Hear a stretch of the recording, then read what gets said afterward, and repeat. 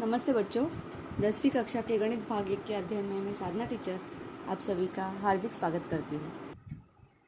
आज हम देखेंगे गणित भाग 1 का पाठ दूसरा वर्ग समीकरण। इस पाठ के एक गुणांक वाले पर्यायवाची प्रश्न।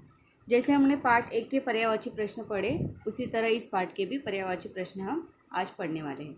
तो पहला प्रश्न इस तरह है, निम्नलिखित में से कौन सा वर्ग समीकरण है। यहाँ पर 4 समीकरण दिए गए हैं, ए, बी, सी और डी। आपको पहचानना है कि इनमें से कौन सा वर्ग समीकरण है और कौन सा वर्ग समीकरण नहीं है। वर्ग समीकरण पहचानने के लिए हमें क्या करना होगा। वर्ग समीकरण में केवल एक चरांक का उपयोग होता है और उस चरांक का घात जो है वो 2 होना चाहिए, उसका गुणांक 0 नहीं होना चाहिए। कौन सा? वर्ग वाले पद का गुणांक 0 नहीं होना चाहिए। चलो देखते हैं पर्याय ए। पर्याय ए में क्या है?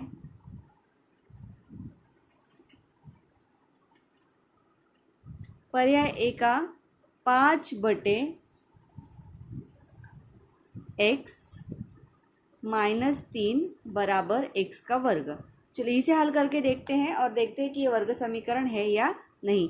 5 - 3/x, यहाँ पर x से 3 में गुणा होगा तो 5 - 3x हो जाएगा और बटे में x आ जाएगा बराबर x का वर्ग। देखिए यहाँ पर x से हमने 3 से x का गुणा किया और बटे में 3 का जो हर था 1, जो कि यहाँ पर नहीं है, परंतु किसी भी संख्या का हर 1 होता है।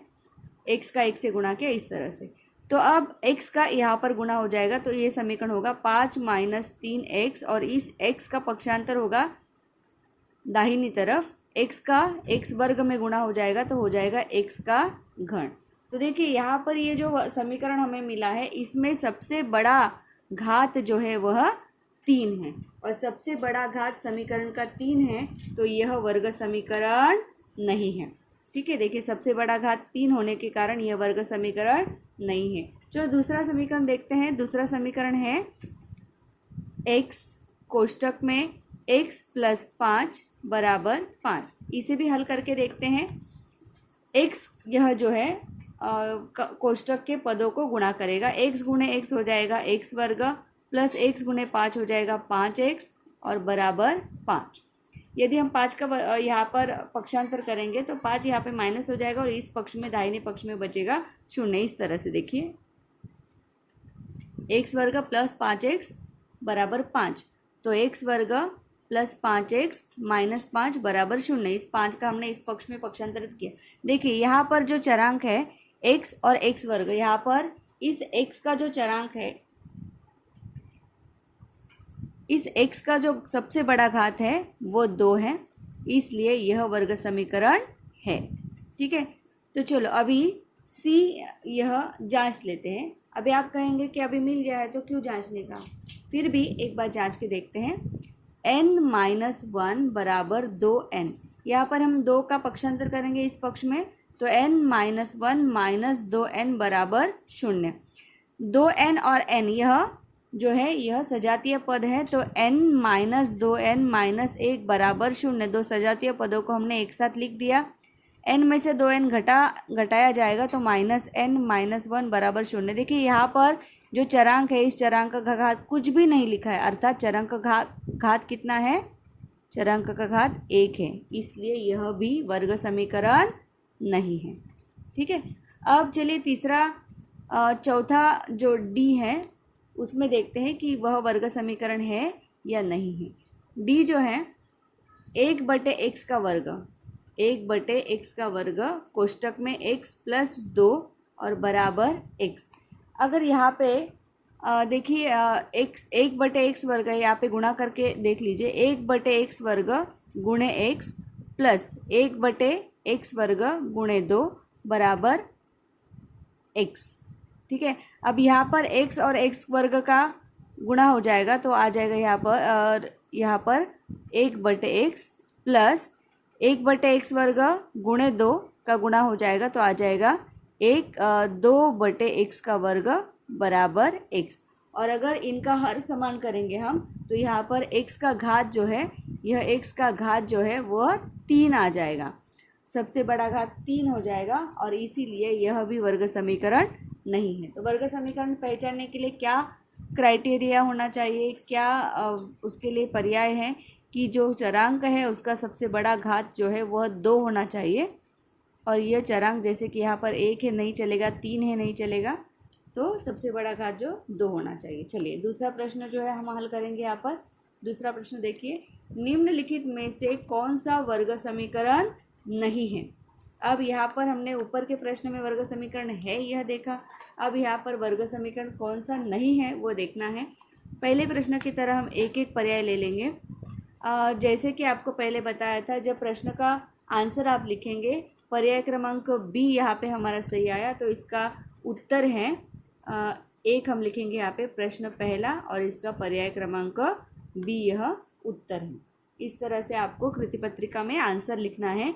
आपको ये आंसर नहीं लिखना है या ये आंसर भी नहीं लिखना है, आपको आगे का ये आंसर नहीं लिखना है, केवल पर्याय का क्रमांक आपको उत्तर के तौर पर लिखना है।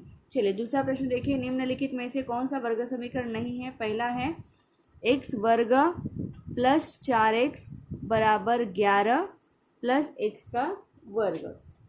अब यहाँ पर देखेंगे कि ये वर्ग समीकरण है या नहीं। देखिए यहाँ पर इसको हम ये जो एक दाहिने पक्ष में जो भी पद है उनको बाएं पक्ष में पक्षांतरित करेंगे। x वर्ग जो है इस पक्ष में आ जाएगा, x वर्ग यहाँ पे प्लस है, इधर आ जाएगा माइनस x वर्ग हो जाएगा, प्लस 4x और ये 11 भी पक्षांतरित हो जाएगा तो माइनस 11 हो जाएगा, यहाँ बचा 0।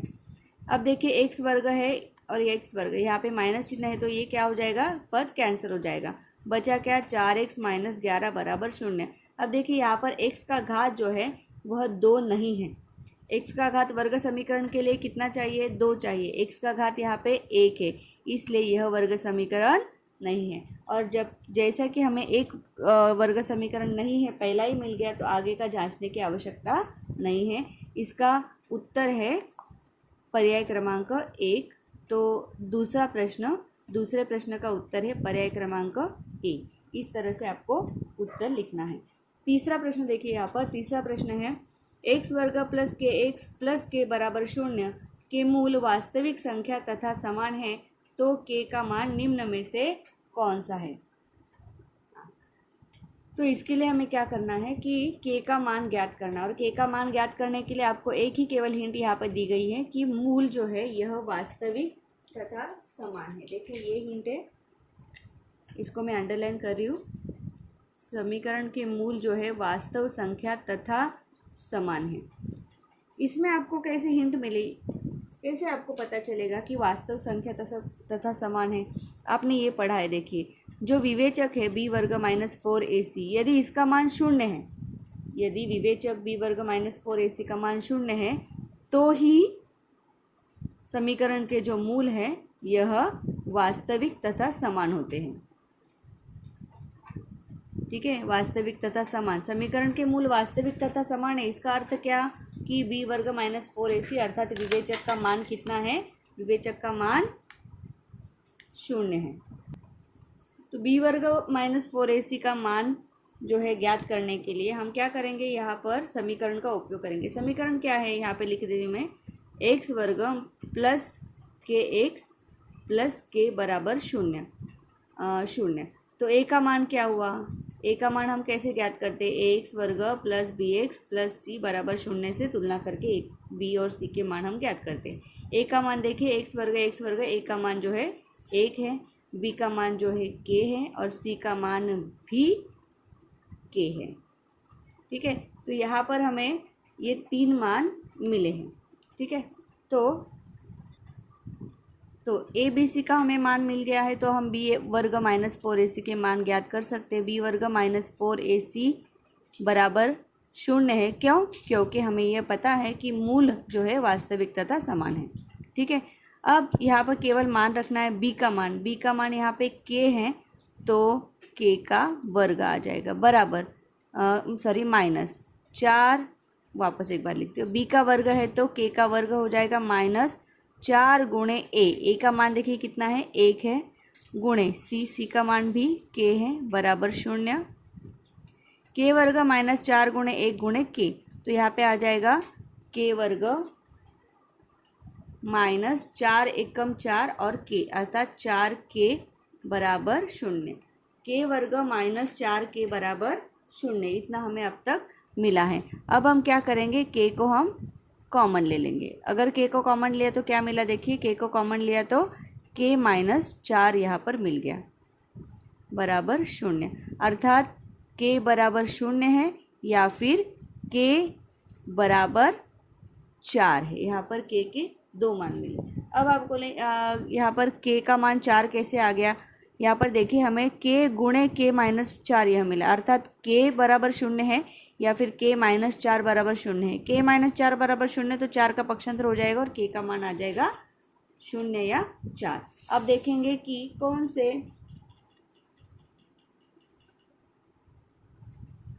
से पर्याय में जो हमारा उत्तर आया वो है, देखिए 0 या 4 पर्याय क्रमांक सी में है। तो हम क्या लिखेंगे, उत्तर तीसरे प्रश्न का उत्तर है सी। ठीक है, इस तरह से उत्तर आया। अब हम देखेंगे अगला प्रश्न, चौथा प्रश्न, निम्नलिखित समीकरण में से कौन से समीकरण के मूल 3 तथा 5 है। अब ये कैसे पता चलेगा 3 तथा 5 समीकरण के मूल हैं, इसके लिए आपको क्या करना पड़ेगा, चलिए देखते हैं। इसका उत्तर ज्ञात करने के लिए हम क्या करेंगे कि यहाँ पर आपको 3 और 5 ये समीकरण के मूल दिए गए हैं, तो इसमें से 3 बराबर हम ले लेंगे अल्फ़ा और 5 बराबर ले लेंगे बीटा।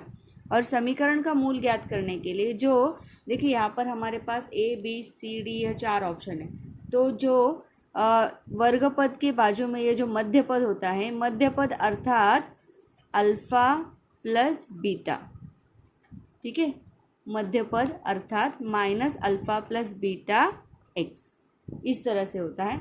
और जो अंतिम पद होता है वो होता है अल्फ़ा गुणे बीटा।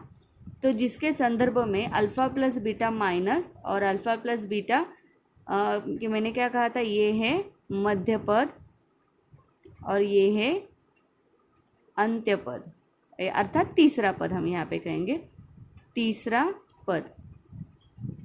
ठीक है, चलो ये ज्ञात करेंगे। हमारे पास अल्फ़ा प्लस बीटा दोनों है यहाँ पर, तो alpha minus alpha plus beta, तो इस अल्फ़ा की जगह पे 3 और बी की जगह पे 5 का मान प्रस्तापित करेंगे, -3 + 5, देखिए अल्फ़ा प्लस बीटा एक्स है, तो -3 + 5 एक्स बराबर क्या आया, मध्य पद 3 और 5 कितना हुआ 8, तो -8 एक्स यह आया मध्य पद। और तीसरा पद क्या आया देखते हैं, अल्फ़ा गुणे बीटा, यह तीसरा पद होना चाहिए। अल्फ़ा बराबर 3 है और बीटा बराबर 5, 3 × 5 = 15।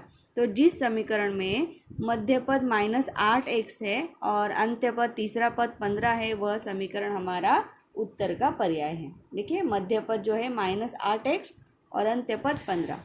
देखिए पहले में मध्य पद -15 है और यह और तीसरा पद +8 है, तो ये हमारा आंसर नहीं है। दूसरे में देखिए मध्य पद -8 एक्स है और तीसरा पद -15 है, तो यही हमारा क्या है, उत्तर है। तो चौथे प्रश्न का आंसर है पर्याय क्रमांक बी। ठीक है, इस तरह से आपको समझना है। चलो अगला प्रश्न है प्रश्न क्रमांक 5। प्रश्न क्रमांक 5 देखिए, करणी में 2x का वर्ग -5x प्लस करणी में 2 बराबर 0 के लिए विवेचक का मान निम्नलिखित में से कौन सा है। आपको इस समीकरण के लिए विवेचक का मान ज्ञात करना है। चलिए समीकरण लिख लीजिए, करणी में 2x का वर्ग -5x प्लस करणी में 2 बराबर 0, यह समीकरण है।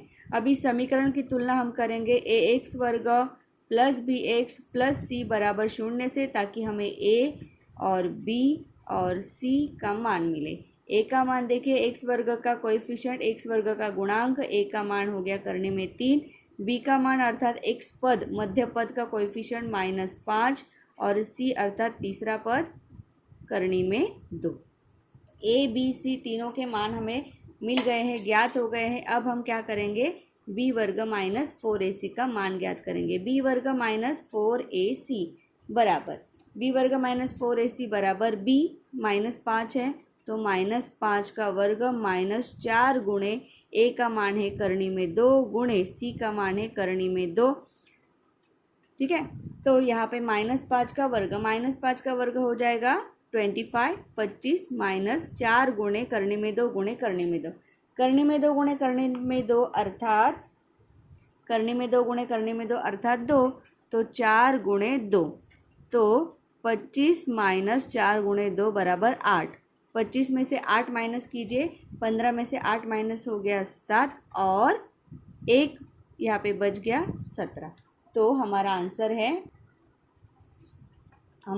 है 17, अर्थात यहाँ पे देखिए पर्याय क्रमांक बी। तो कैसे लिखेंगे हम? प्रश्न 5वां और उसका आंसर है बी। इस तरह से हमें ये प्रश्न हल करना है। आपको ये जो काम है प्रश्न हल करने का, ये काम रफ में करना है प्रश्न एक के लिए, और आंसर आपको इस तरह से लिखना है। देखिए यहाँ पर इस तरह से आपको आंसर लिखना है।